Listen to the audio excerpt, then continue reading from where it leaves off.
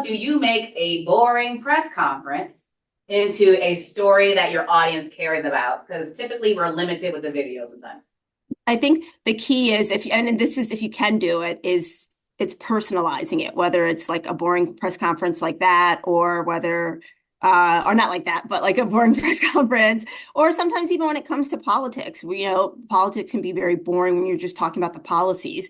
But if you can find a person who's impacted by whatever piece of policy or whatever change that they're making, that's really how you kind of craft your story. So, and usually at those press conferences, they will have someone that's impacted by it. So maybe they will have a survivor of domestic violence. You want to interview that person, talk to that person. So that's the person that you're really kind of focusing your story on, and then use the information around that story. Like you don't want to have just like video of the press conference, or if you're writing, even if you're writing the story like newspaper style, you want to start off saying, you know,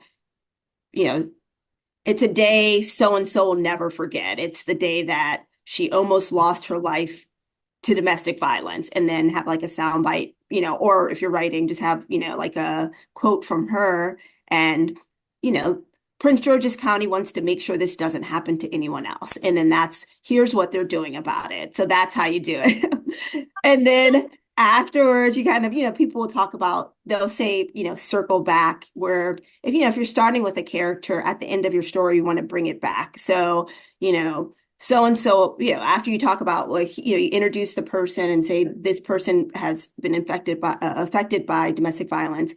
Here's what Prince George's County is doing to make sure other people don't go through this. And then you want to bring it back to her or him or whoever and say, they hope that sharing their story helps save another life or something like that. And that's kind of how you can use a boring press conference and make it into a story that people actually that resonates with people.